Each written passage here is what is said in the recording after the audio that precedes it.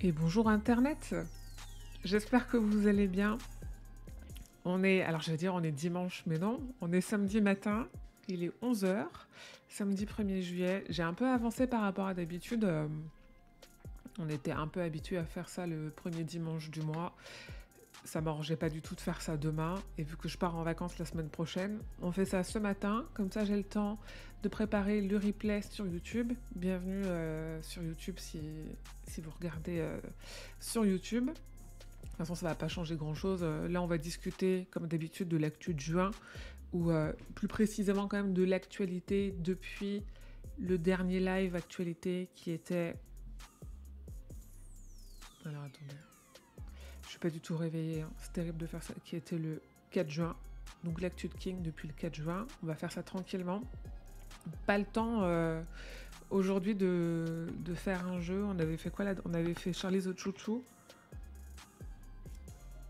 Parce que je vous avais montré Toutou Charles.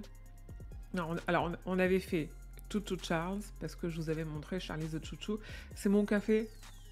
Je me suis pas levée là il y a une demi-heure, mais j'ai eu une dernière heure un peu agitée. J'ai pas eu le temps de prendre un café avant. Voilà, j'ai préparé, j'ai toujours mon conducteur. Je suis tellement à l'arrache. Bougez pas. Il faut que je sorte. Il faut que je nous sorte le site. Où on est ici. J'ai même pas testé l'écran. Normalement, hop, c'est celui-là. On est bon. Super, ça fonctionne. Il y a pas mal de choses. C'est marrant, il y a assez peu de choses côté adaptation. On va le voir, on va le dérouler. Déjà, grève des scénaristes aux États-Unis, hein, donc avec certains réalisateurs et réalisatrices qui ont rejoint le mouvement. Donc forcément, ça fait un vide. Et beaucoup de projets qui sont lancés, qui sont en cours, c'est-à-dire quand c'est en tournage, à part quelques photos, en général, on a assez peu d'infos, et c'est le cas notamment de Welcome to Derry, avec... alors je spoile pas parce que j'avais pas l'intention d'en parler, zéro news de ce film Salem. Hein. Bon, en tout cas, côté de son actu, on a des excellentes nouvelles. La première étant, enfin, la dernière mission de Gwendy, qui est la traduction de Gwendy's Final Task. Alors pour refaire l'histoire, c'est une trilogie. Gwendy et la boîte à boutons, Stephen King, Richard Kismar, premier tome. C'est des petits, ça sort directement en format poche, c'est des tout petits bouquins. Deuxième tome, c'était coucou Danito, bienvenue, j'espère que ça va. Après Gwendy et la boîte à boutons, c'était La plume magique de Gwendy, que cette fois-ci Richard Kismar avait écrit tout seul. Et ça s'est senti, ça se sent. King avait approuvé l'histoire, il a fait l'édito, il avait relu des choses, mais il n'a pas coécrit et ça se sent. Et le troisième tome, qui est sorti il y a quand même un moment en anglais, arrive enfin en français le 8 novembre 2023, au livre de poche comme toujours, sachant qu'il l'avait un peu repoussé en disant non, ça sera plutôt 2024 alors qu'il devait sortir en début d'année là. Et donc il sort sous le nom La dernière mission de Gwendy. Et pour les personnes qui ont la ref, si vous vous posez la question, en effet, ce troisième tome est complètement lié au cycle de la Tour Sombre. Il le spoil. Il spoil pas des choses essentielles, mais il peut, si vous êtes très très sensible au spoil, une fois de plus, la meilleure façon de lire du King, c'est de le lire dans l'ordre de parution, parce qu'il fait toujours référence à ses œuvres précédentes. Donc il y a pas ça là-dessus, il n'y a pas de hasard. Et voilà, moi je trouve que c'est une super nouvelle, il est trop cool, j'ai adoré ce troisième tome, aussi parce qu'il est... Pour le coup, il joue complètement le jeu du multivers, et c'est drôle qu'il joue autant le jeu du multivers et d'une façon aussi obvious, dans quelque chose qui est coécrit, et ça c'est drôle, et il a vraiment mis... Coucou Sankokai, bienvenue, il a osé mettre du full Stephen King Universe dans un truc qui est coécrit avec quelqu'un d'autre. Après, Richard Kismar, il a ce truc un peu comme Bev Vincent, où c'est un ami... c'est un fan en même temps d'être un auteur et un co-auteur. Et donc, évidemment qu'elle le laisse faire, mais on sent pas trop la patte Richard Kismar sur ce troisième tome. Et c'est cool. Et j'espère, il y a beaucoup de monde qui m'en a parlé, qui m'a posé la question, j'ai pas la réponse. J'espère qu'on aura un joli coffret. Et qu'on aura... normalement, ils ont refait Ils ont refait les couvertures. Salut Volvi 85, bonjour, bienvenue.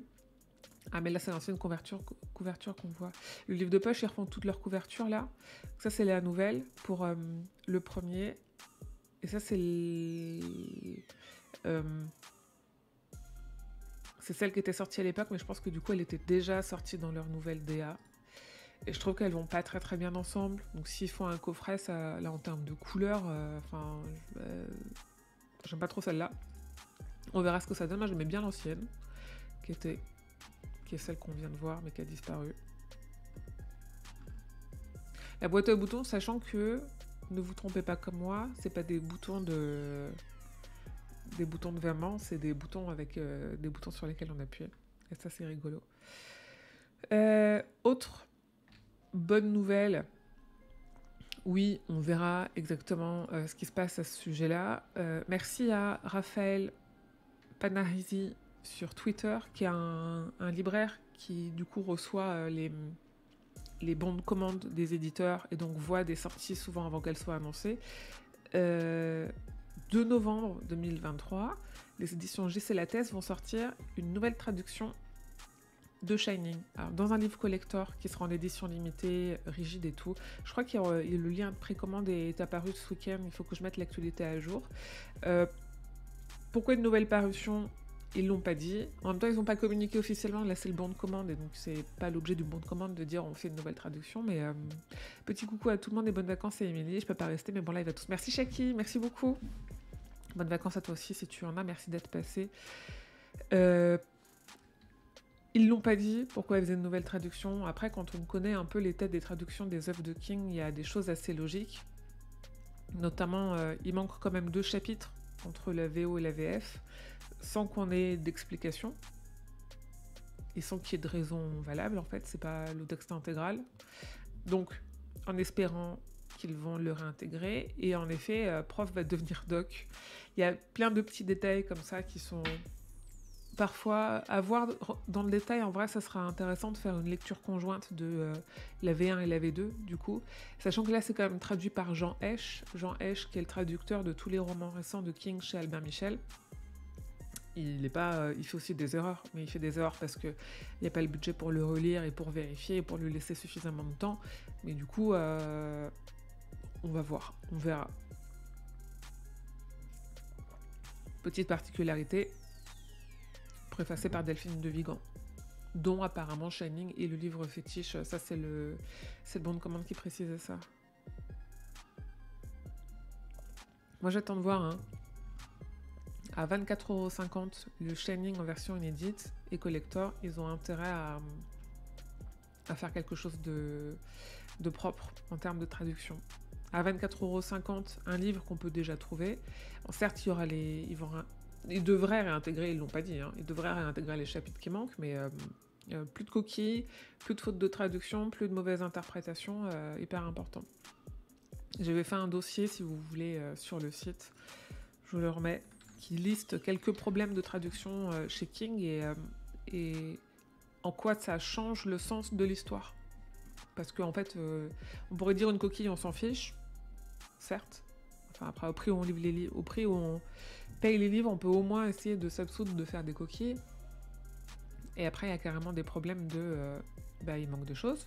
La preuve avec Shining, la preuve avec Carrie. C'est le cas aussi pour certains recueils de nouvelles où ils se sont dit « Ah, mais ça, c'est un poème sur le baseball, on s'en fiche. Bon, bah, ok, très bien, on le traduit pas et on le publie pas dans la VF. » Non, en fait, l'auteur, il a pensé son recueil avec cette histoire-là, avec ce poème-là.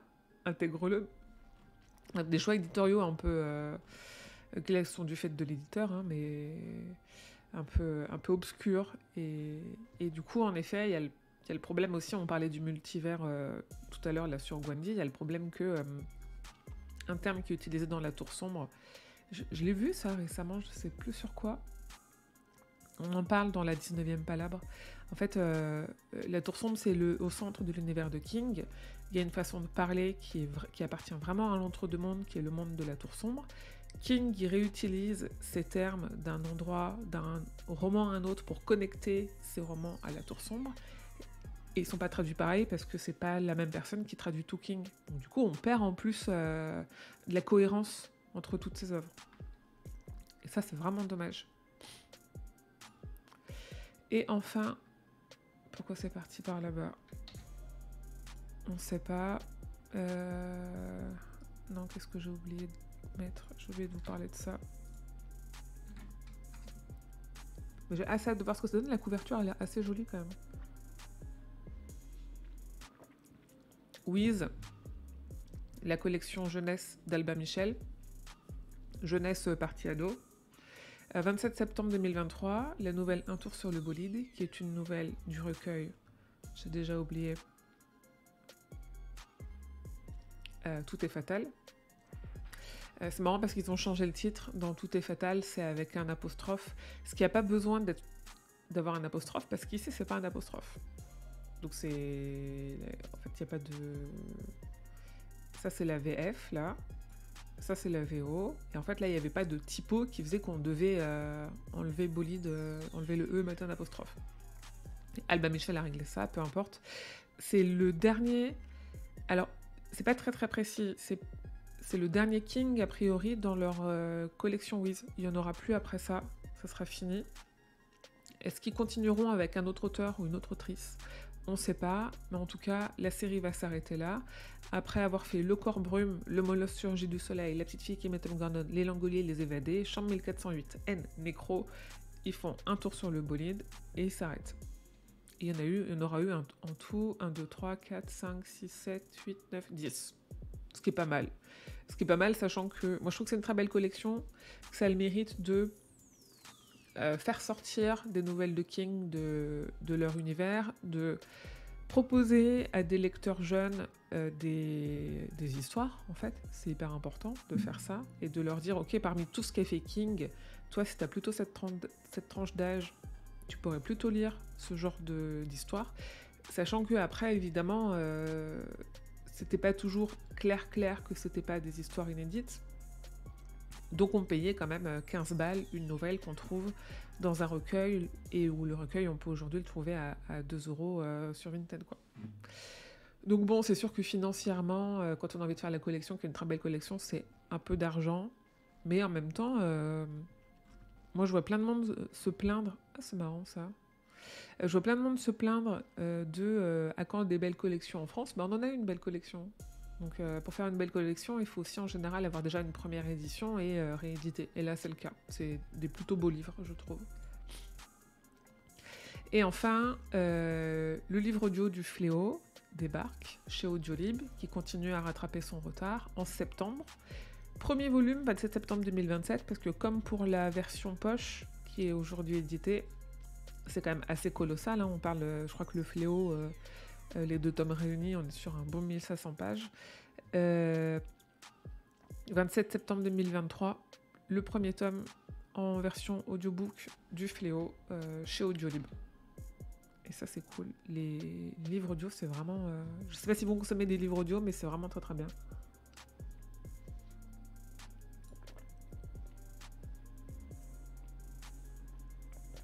Parmi ce qui est déjà paru, l'avantage de King, c'est que vu qu'il est très lu et qu'il paraît beaucoup et qu'il publie beaucoup, il est tout le temps en train de gagner des prix à gauche à droite.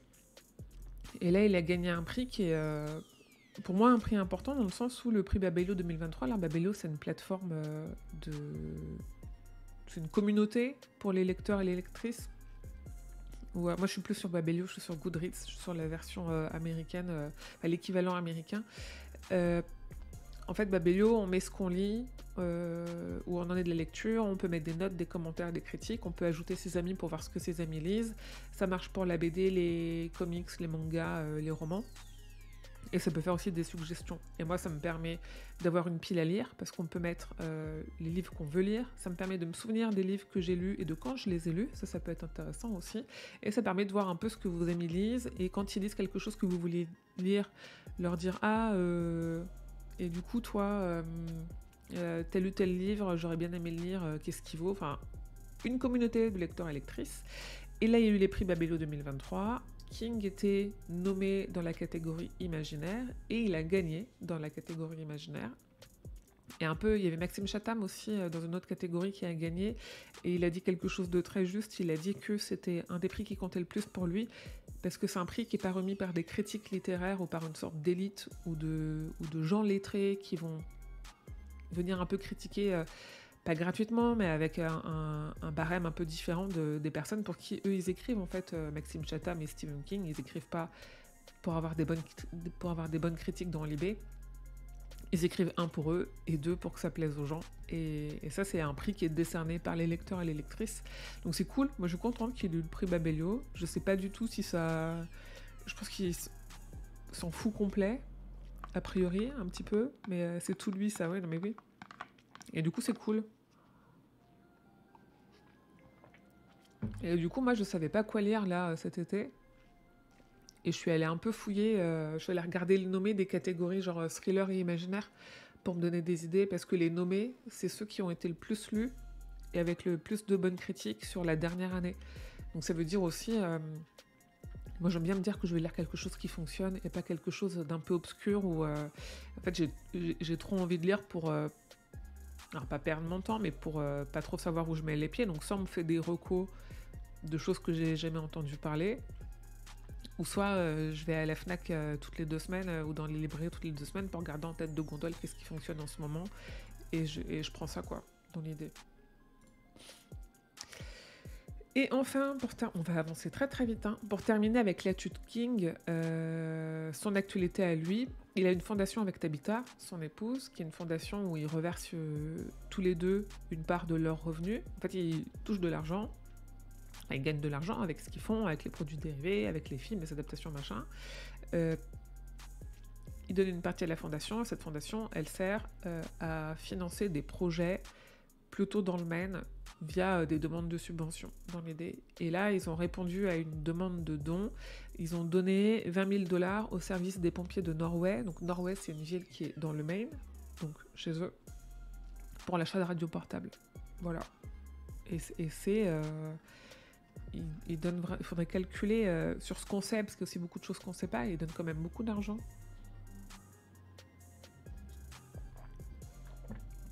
Voilà, en mai, ils en avaient fait. En décembre, pas vraiment une collecte de fonds, mais ils font des galas de charité. Là, ils financent les travaux d'une piscine municipale. Ils ont fait des bibliothèques. Voilà, 1 million de $ pour l'agrandissement pour un hôpital dans le Maine. Ils donnent vraiment...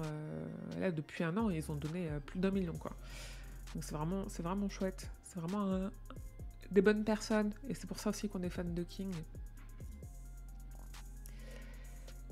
Côté adaptation, une seule info côté adaptation, c'est de l'adaptation en comics. Je sais que c'était attendu. Le comics qui est adapté de Sleeping Beauties, qui est en 2 tomes en VO et qui est aussi en 2 tomes en VF, et qui sort chez le livre de poche, parce que le livre de poche fait aussi du comics. Je crois que tout le monde l'a un peu découvert à ce moment-là. Sortira en novembre. Je voyais juillet et je me disais mais non, pas du tout. Non, il sort en novembre. Il y a beaucoup de choses qui sortent en novembre, hein. Voilà, il a été annoncé pour le 2 novembre 2023. Moi, j'ai beaucoup aimé Sleeping Beauties, la BD, parce que le roman est dense, hein. Enfin, dense. Non, il se passe pas grand-chose. Disons que je pense que Owen King est un peu comme son père, il a tendance à se perdre dans les descriptions. Et des fois ça passe, des fois ça passe pas. Et là, c'est typiquement un bon exemple de... c'est long, hein. Et pourtant, le sujet est bien et important. Et le comic, c'est beau. Moi, j'ai bien aimé le dessin. Je l'ai lu en VO et il va à l'essentiel. Et ça, c'est chouette. Ça a bien redynamisé un peu le récit. C'est vraiment une bonne adaptation. Et c'est cool qu'on ait une VF parce que c'est pas le cas avec tout ce qui est fait, quoi. Hop.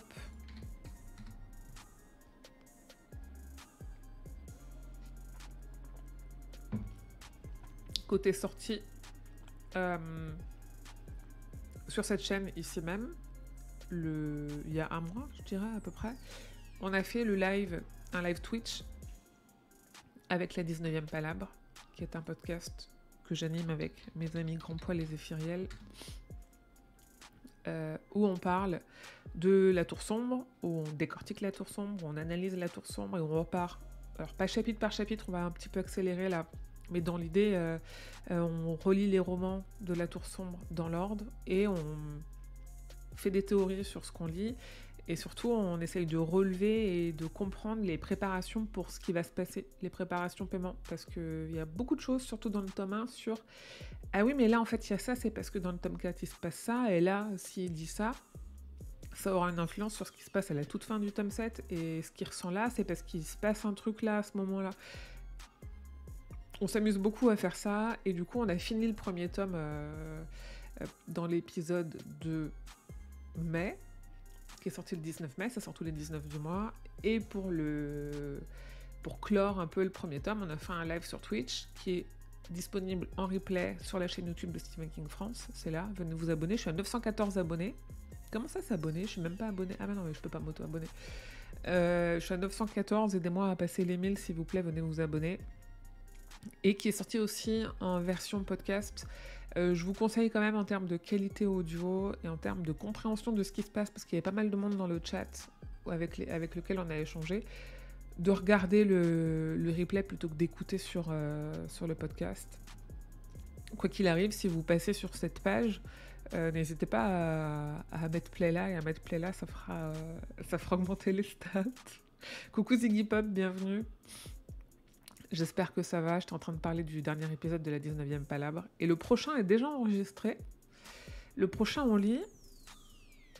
Je l'ai là, mon exemplaire des 3 cartes. La suite, c'est les 3 cartes. On lit l'argument... J'arrive. Argument. Prologue. Le prisonnier, on lit les 3 premières parties du prisonnier, donc la porte, Edidine et contact et atterrissage. Voilà, si vous voulez suivre votre lecture avec nous, cool, j'ai hâte. Cool, oui, moi aussi j'ai hâte. J'ai commencé le montage du prochain et je suis trop contente, il va être trop bien. Tous les matins, je regarde son M19 et quand ça arrive enfin, qu'elle joue un vrai gosse. Ouais, bah le 19 du mois, le dernier est plus proche que le prochain, donc il va falloir être patient. Hein. Là, on est encore 10 du jour, on est que le 1er juillet. Tu relis, Émilie? Oui, je relis. Bah là, je suis obligée, je fais le résumé. Donc je suis obligée. Tu vois, j'ai mes post-it. Et j'ai déjà commencé, j'ai quasiment fini de relire tout ce qu'il faut pour l'épisode qui sortira en août. Avec les vacances, on s'est un peu décalé sur ce qu'on relit. Oui, c'est ça. Donc voilà, la 19e Palabre. Écoutez, la 19e Palabre, j'aime beaucoup ces 2 personnes et j'aime beaucoup nos discussions. D'autres personnes que j'aime beaucoup et qui parlent podcast, c'est l'équipe du Roi Steven. On a eu un petit trou dans l'agenda, on avait perdu, pour être tout à fait transparente, on n'a pas téléchargé, on a perdu des fichiers son entre temps. Donc Julien était obligé de refaire une partie de l'intro. Il a fait ça très bien, on a sorti Julien, il monte, c'est lui qui fait le montage. Donc on a sorti le croque-mitaine, à l'occasion de la sortie du film, que je n'ai toujours pas vu parce que je suis une petite chiffre molle et que je ne sais pas si je le verrai un jour du coup, qui est une nouvelle du recueil Danse macabre. Voilà, on a lu la nouvelle, on a parlé des adaptations sans avoir vu la nouvelle adaptation, mais c'était l'occasion, la sortie du film, là, de pouvoir en parler. Oui, le format de la palabre, vraiment top. Merci. Oui, c'est trop cool, la palabre. Et le Roi Steven, c'est cool aussi. Donc là, on a sorti le croque-mitaine et l'épisode d'après, c'est la peau sur les os. Qu'on n'a pas encore sorti, je crois pas. Je crois pas qu'on l'ait déjà sorti. Pareil, disponible dans toutes vos applications de podcast. On va parler magazine et il y a un truc dont je voudrais vous parler avant de vous montrer ces 2 choses-là. Là. Je crois pas que Dead Hunter soit là. Il m'a posé la question l'autre jour sur Discord. Et j'en ai parlé avec d'autres, pas trop de succès au box-office, le croque-mitaine. Non, pas trop, en même temps. De base, c'est un film qui était prévu pour le streaming.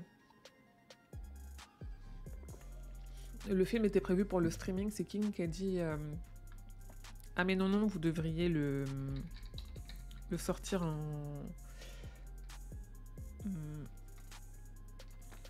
le sortir au cinéma parce qu'il va faire peur à tout le monde, donc ils l'ont sorti au cinéma. Mais je pense qu'il n'avait pas la prétention de faire un gros un gros chiffre au box-office. Après, j'espère que au moins ils sont rentrés dans leurs frais, parce que ça a l'air de tenir assez la route, sans être le film d'horreur de l'année, et c'est pas du tout leur ambition, ça avait l'air de tenir la route.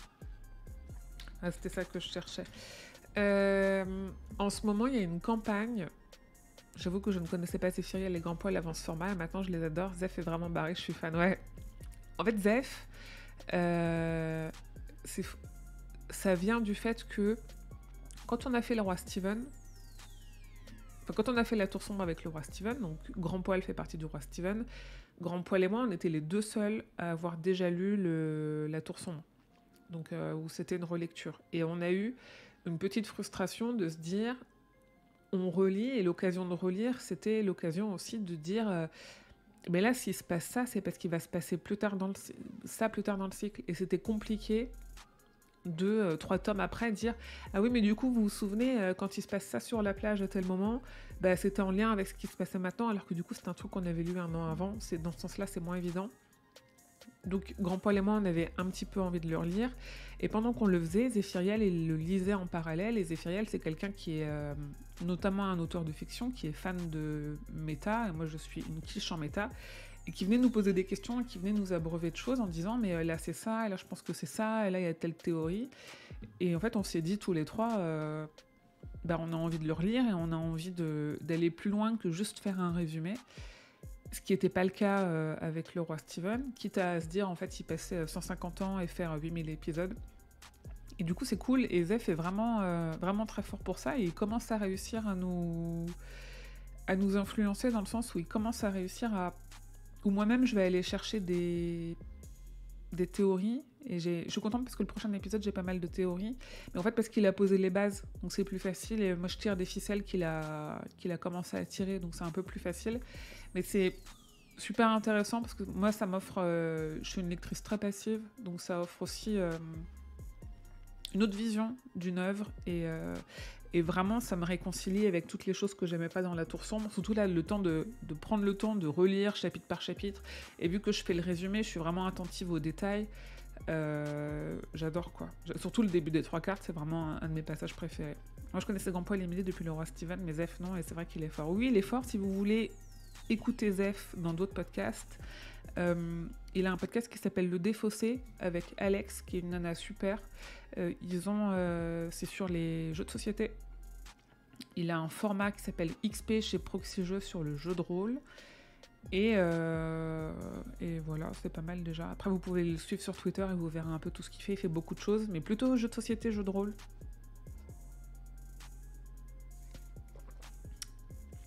Donc, magazine.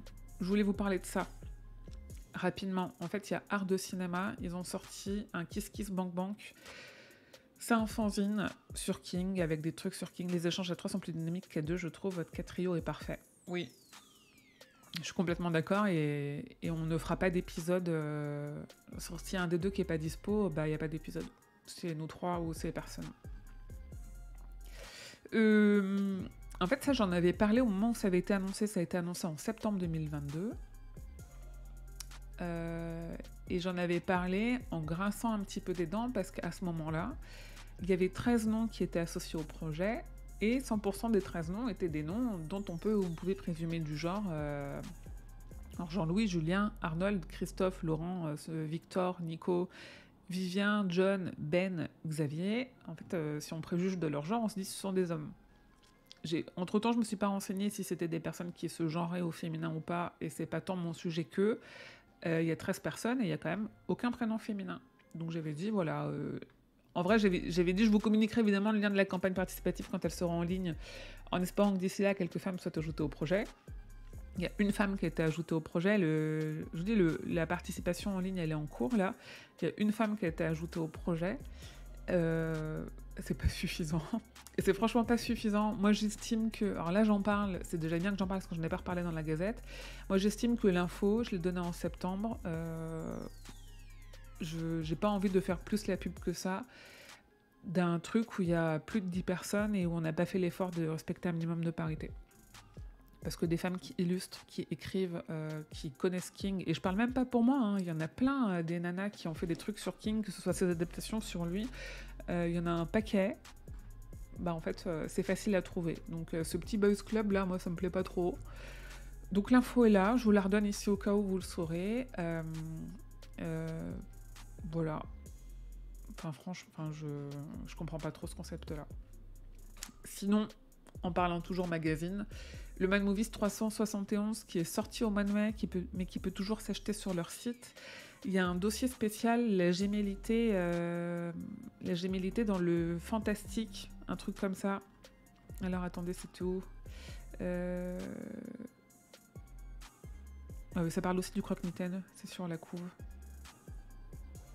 C'est ça, dossier spécial du magazine sur la figure du jumeau dans le fantastique et l'horreur.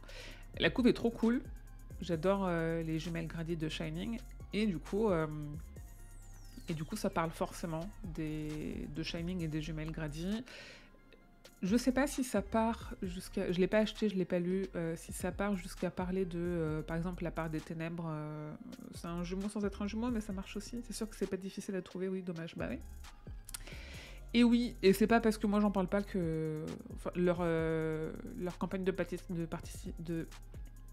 leur campagne de financement ne fonctionne pas. Donc, alors je dis pas que c'est pour ça que ça fonctionne pas. Je dis qu'en fait, quand tu veux que quelque chose marche, c'est un ensemble et que c'est dommage parce que c'est devenu un argument aussi de dire, regardez, c'est la base, on a respecté une certaine parité, au moins faire l'effort, quoi. Donc c'est vraiment un peu de l'entre-soi, un peu moche, un peu sale de la part d'un univers où c'est même pas étonnant, hein, parce que Dieu sait que les femmes dans l'horreur est fantastique.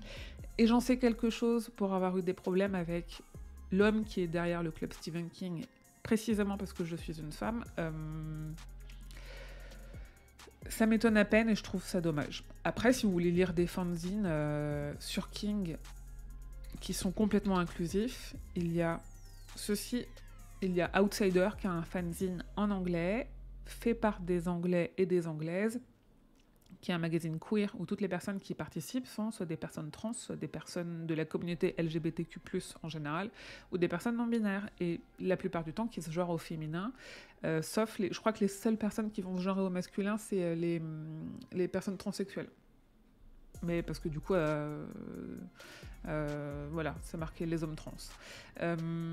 Parce que du coup, c'était des femmes, des personnes qu'on a genrées au féminin pendant très longtemps et qui sont, quoi qu'il arrive, de la communauté LGBTQ+, donc ça passe. Donc lisez, le premier est sorti, le deuxième, il y a un appel à projet, il faut être concerné, et il faut pouvoir écrire en anglais, ou au moins échanger un peu en anglais pour illustrer, mais voilà, en fait, il faut faire ça.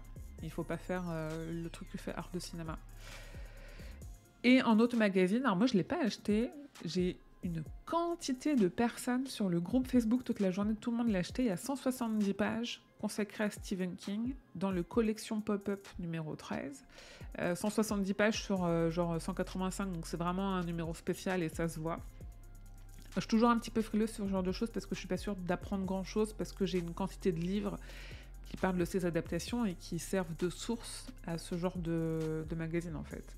Donc à part pour les adaptations très récentes, qui du coup moi sont pas dans mes bouquins, et encore, parce qu'il n'y a pas eu tant d'adaptations que ça ces 5 dernières années, je pense qu'il vaut le coup, les gens ont l'air assez contents. Bémol cependant, que j'ai vu, la plupart des illustrations ont été faites avec une intelligence artificielle, donc en termes de droit, c'est toujours un sujet un peu compliqué. Ça explique aussi pourquoi King ne ressemble pas à King. C'est pas parce que c'est des personnes qu'on a payées, c'est parce qu'on a fait appel à une intelligence artificielle. On pense ce qu'on veut des IA, c'est pas le sujet. Juste, c'est quand même bien de le savoir. Voilà. Et je sais pas, je crois qu'il est vendu à 13 ou 14 euros. Il se trouve partout. J'ai vu qu'il a été commandé au Canada, il a été commandé en Belgique. Il fonctionne bien et les gens ont l'air assez satisfaits. Des produits dérivés, on en a eu. On en a eu dernièrement parce que la San Diego Comic Con approche, je crois que c'est dans 2 semaines, ça doit tomber genre le week-end de 14 juillet, un truc comme ça. Donc il y a des premières pré-annonces, il y a aussi Halloween, ça se prépare dès maintenant. Ça fait, en vrai, dans les sociétés qui font des jeux, Halloween est prêt depuis longtemps. Quand un Halloween se termine, on est déjà en train de préparer le prochain. Mais du coup, les annonces commencent à arriver.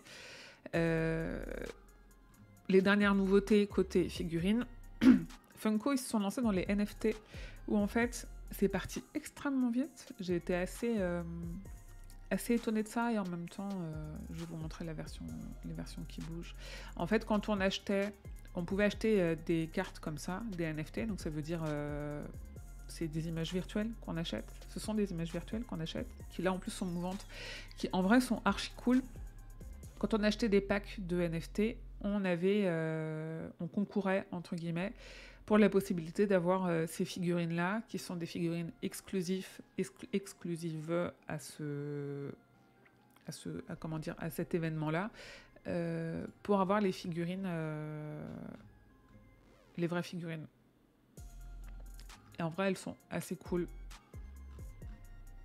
Ça, c'est toutes les cartes qui étaient disponibles.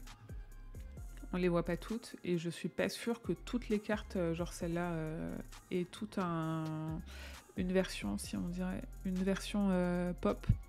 Et ces pop-là, à mon avis, si elles se revendent, elles vont se revendre archi cher. Donc là, on a Gripsou, quand il est vaincu. Là, on a Henry Bowers. Il est trop cool en version ensanglantée. Il est vraiment archi cool. En plus, on le reconnaît bien. Là, c'est vraiment là où on peut faire le lien avec Stranger Things, parce qu'ils sont vachement Stranger Things. Et là, on a le lépreux, évidemment. On a le bûcheron de Derry. On a Patrick Hockstetter revenant entre les morts. Celle-là est vraiment cool. On a Freddy Funko. En fait, je crois que c'est la figure de Freddy. En fait, ça, c'est le moment où Gripsou, son visage fond quand il est mi-humain, mi-représentation d'humain dans le cirque, mi-maquillé, là, où il fait comme ça. Je sais pas pourquoi Freddy. Ça m'intéresse pas tant les Funko, mais il y a eu ça, et en fait, c'est parti dans la journée. Il y avait pas tant que ça d'offres, et tout est parti dans la journée. Paul Bonnard, le bûcheron. Exact. Bûcheron que je vais voir de mes propres yeux en octobre. J'ai très très hâte. Funko a aussi sorti, alors attention, à l'instar de au contraire de ce qu'ont dit certains sites, elle ne brille pas dans le noir, elle brille sous la lumière noire. C'est pas la même chose. Si vous éteignez votre lumière et qu'il n'y a pas de lumière noire dessus, vous la verrez pas, la Funko Carry. Et ce qui explique sa couleur. Moi déjà j'adore la couleur jaune et rose. Ça fait un peu revisiter façon pop, et c'est marrant parce que du coup c'est une Funko Pop, donc ça marche. Elle est assez cool, et je me dis si j'étais intéressée par les Funko Pop, je pense que celle-là je la prendrais. Elle n'est pas encore sortie, ça va être une exclusivité du site Entertainment Earth, mais elle est en précommande, elle sortira le mois prochain. Et normalement, on peut commander depuis la France, donc ça c'est cool. Évidemment, les liens sont dans le site. Sachant que il y avait déjà eu une cimetière et une Gripsou qui là brillait dans le noir, sans lumière noire. Donc c'est pas la même chose. On le voit là, hein, Glows in the Dark brille dans le noir, et Black Light Glow, ça veut dire que lumière noire, que ça brille sous la lumière noire. Je sais pas qui a des lumières noires chez soi. Peut-être un jour, si je fais un vrai décor de streaming dans un appartement plus grand, j'aurai de la lumière noire pour avoir des trucs comme ça dans mon décor. Ce serait archi cool. Mais là, on en est assez loin. Et pareil, celle-là aussi, elle brille dans le noir. Peut-être pas complètement, je sais pas. Je les ai pas vues en action. Un bébé Gripsou qui est disponible chez Spirit Halloween, qui font partie de ceux qui préparent Halloween, comme je le disais tout à l'heure. Je suis pas sûre. Bon, déjà, elle coûte 50$. Donc, il faut vraiment aimer Gripsou, aimer collectionner. Évidemment, il y a plusieurs personnages de films d'horreur. Et je voulais aller voir. Je suis pas sûre que elles se vendent. Après, il y a toujours des moyens pour se faire livrer en France. Il y a des sites dont c'est la spécialité. Là, c'est pas marqué. J'en sais trop rien. Voilà, un bébé Gripsou. Moi, je suis pas du tout fan de genre de représentation. Et enfin, la Aurore Bichoujo de Gripsou, elle était sortie en couleur en 2017. Moi, je trouve ça très beau. Alors, ça me fait penser, je suis artiste peintre amateur et j'ai fait quelques tableaux. Si tu veux, on peut aller... Si tu as un lien et que mon bot le permet, tu peux mettre le lien dans le chat, on ira regarder ça juste après ça. Je suis toujours assez curieuse parce que... En fait, on se rend compte qu'on voit pas tous la même chose dans les œuvres de King. Après, on est souvent vachement influencé par les adaptations, mais ça sera intéressant d'aller voir ça. En 2019, en 2020 est sortie la Horror Bishoujo. Alors, on a eu le sujet sur le serveur Discord, on en a discuté sur la sexualisation du personnage. En fait, c'est les bishoujo au Japon, c'est vraiment c'est culturel quoi. C'est évidemment que c'est sexualisé et encore en fait tu peux avoir un décolleté et le cul en arrière sans que forcément on y associe des choses sexuelles. Toujours est-il que c'est un personnage masculin qui est grimé en féminin, moi ce qui ne me dérange absolument pas. Je trouvais la figurine très très belle et je la trouve d'autant plus belle maintenant. Ils ont sorti une version noir et blanc et j'adore le support, c'est le même, mais il est juste trop beau ce support là. C'est trop cool. Donc elle sort ou elle est sortie, je sais plus. Elle revient en février 2024 en version monochrome et elle est vraiment cool.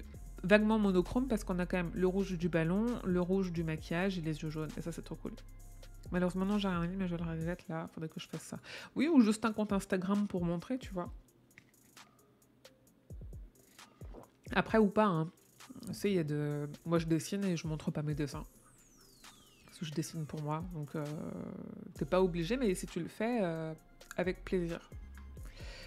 Donc, elle est déjà en précommande en France. Au prix de 150 € et c'est un tarif assez correct pour une figurine de collection. Et pour terminer sur la partie diverses, je crois qu'il y a eu 2 décès, que j'en ai relevé qu'un, mais que j'ai pas le deuxième. C'est pas du tout ça que je voulais... Alors attendez. Peut-être parce que j'en ai déjà parlé la dernière fois, alors c'était ça.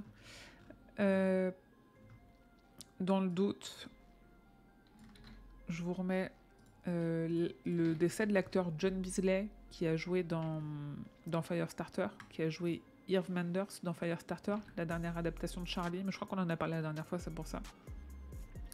Et sinon, je voulais vous montrer cette couverture-là, qui est la couverture de Midnight, de la version e-book de Midnight Under the Big Top, qui est une anthologie de... Je crois qu'elle est chez Cemetery Dance. Oui, tout à fait. Dedans, il y a la nouvelle... En fait, c'est une anthologie sur le cirque, dans l'idée. Donc avec différentes nouvelles, poèmes, de la fiction autour de l'univers du cirque. Plutôt fantastique horreur. Et là, ça c'est la couverture de la version e-book. Elle est trop belle. Et dedans, il y a La Nuit du Tigre de King. Donc c'est pas du tout une nouvelle inédite. Donc elle n'est pas à vous jeter dessus. Si vous voulez lire du King inédit, c'est pas le cas. Mais la couverture est trop belle. C'était important de la regarder. Toujours important de voir les belles couvertures. Et je crois qu'il ne nous reste plus que l'agenda et on a fini. Hein.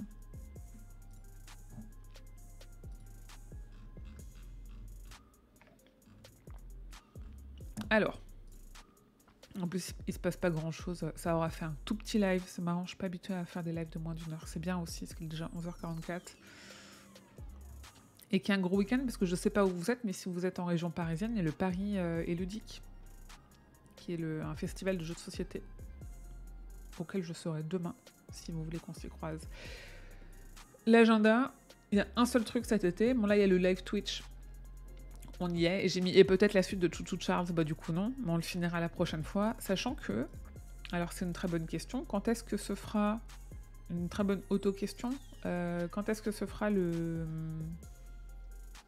faut que j'en garde mon agenda, le live actu de juillet, je suis pas sûre que ce soit possible en réalité. Alors ça c'est juillet, août. Si je regarde genre le 1er... Oui, c'est censé tomber le 6 août. Il y a moyen de faire un truc le 6 août. Je serai rentrée de vacances la veille au soir. Dans les décès, il y a... Ah, c'est ça, merci. Oui. En fait, je l'ai vu passer et j'ai eu une semaine de boulot de l'enfer et j'ai pas pensé à en parler dans l'adaptation Rose Red. C'est ça. Merci beaucoup, Danito. Heureusement que vous suivez, voilà. C'est cet acteur qui est décédé. Il a l'air terriblement jeune. Hein. Bon, après, c'est peut-être des anciennes photos, mais il a l'air terriblement jeune. Qui était donc dans Rose Red. Rose Red étant pas tout à fait une adaptation, mais... donc normalement, live actu mois de juillet. Le 6 juillet, je serai rentrée d'Oléron la veille au soir, donc c'est possible. Yo, passage en coup de vent, pendant une pause éclair de 3 minutes pour des bisous par milliers, je regarderai le replay dans la semaine à Plouche. Merci Earthgable, de toute façon on a quasiment fini là, donc je vais pas aller jouer après. Je n'ai point le temps, parce que les vacances se préparent, mais voilà. Et du coup, on était sur l'agenda. Tout ce qu'on a cet été, le 7 juillet sur OCS Pulp, une soirée d'Annie Torrance, où il y a la diffusion de Shining par Stanley Kubrick à partir de 21h, et ensuite suivra la diffusion de Dr. Sleep par Mike Flanagan à 23h, parce que je crois que Shining fait 2 heures. Il me semblait que c'était un poil plus long, mais peu importe. Et c'est cool, si vous n'avez pas vu Dr. Sleep, je vous invite vraiment à le voir, parce que Mike Flanagan, c'est vraiment un très très bon adaptateur de King, en tout cas sur tout ce qu'il a fait jusqu'à présent. Et c'est lui qui va faire La Tour Sombre, donc il a intérêt à faire ça bien. Et Dr. Sleep est vraiment cool, parce qu'il a réussi un peu un tour de maître, qui est de ne pas trahir l'héritage du film, et ne pas trahir le roman de King. Et ça, c'est pas évident, parce que King, il a toujours détesté l'adaptation de Kubrick. Donc réussir à faire une suite de l'adaptation de Kubrick en rendant hommage à Kubrick, mais en restant un minimum fidèle à l'œuvre de King, qui déteste l'adaptation de Kubrick, c'est vraiment compliqué. Il a réussi à le faire, et c'est très très cool. Je l'ai en DVD Rose Red. Vu il y a tellement longtemps, ça m'est sorti de la mémoire. Ces jours-ci, je regarde Kingdom Hospital. C'est un peu dans le multivers de la Tour Sombre. Oui, j'ai jamais vu Kingdom Hospital, et pourtant j'ai le DVD, donc il faudrait que je fasse ça. Et pareil, Rose Red, je suis pas sûre de l'avoir déjà vu. J'ai vraiment du retard. Je suis pas très film et série, donc du coup, l'avantage du Roi Steven, c'est que ça me permet de les voir. Genre, j'ai vu La Peau sur les os pour la première fois pour faire l'épisode La Peau sur les os. Mais ça, c'était cool. En vrai, moi, je l'ai bien aimé. Et pour l'actu de cet été, c'est tout. Et donc, on aura en effet le 6 août, le live actu de King en juillet. Normalement. Il n'y a pas de raison. Hein. Je serai peut-être un peu fatiguée, un petit peu à l'arrache, mais ce sera un live de vacances, littéralement de retour de vacances. Donc on fera ça tranquille. Voilà. En vrai, j'ai fini. Je sais pas. Il y aura eu 1 heure pile poil de stream. Je sais pas trop s'il y a des gens en raid qui stream un samedi midi. C'est pas top, mais la double lecture sur La Tour Sombre a un peu d'intérêt. Attends, je vais changer d'écran. C'est marrant, Kingdom Hospital, je l'avais pas encore relié à La Tour Sombre. J'irai regarder ça. Bon, alors ici on a personne. Qui est là dans la communauté Ça joue à Final Fantasy, ça joue à Heroes of the Storm, ça joue à Doom Eternal. Vers qui on va aller? Je vais vous envoyer sur du Final Fantasy, parce que c'est mon enfance. Je vais vous envoyer sur Kirin Rêveuse. Hop. Merci beaucoup. Ouais, j'ai vraiment l'impression... C'est très très bizarre de faire un live juste d'1 heure, surtout quand il y a des gens pour discuter. Mais je suis désolée, j'ai vraiment pas du tout le temps de jouer. C'est pas grave, on jouera une prochaine fois. Après, c'est pas comme s'il y avait des liens hyper importants entre Chouchou Charles et l'univers de King. Là, c'est les vacances, donc c'est un peu compliqué. On se retrouve, quoi qu'il arrive, le premier week-end d'août pour parler de l'actu de juillet. Je pense que d'ici là, j'essaierai de faire des petits lives. Sinon, il y a une gazette qui est sortie lundi, il y a un épisode de la 19e Palab qui est sorti le 19, il y en a un autre qui sortira le 19. On se retrouve, quoi qu'il arrive, sur les réseaux sociaux, sur Discord, tout ça. Merci beaucoup, merci d'avoir été là un samedi matin. C'est trop cool, en fait, le samedi matin. Je mets du temps à me réveiller, mais c'est chouette. Je vous souhaite une excellente journée, et surtout, je vous souhaite que vos journées soient longues et vos nuits plaisantes. Salut!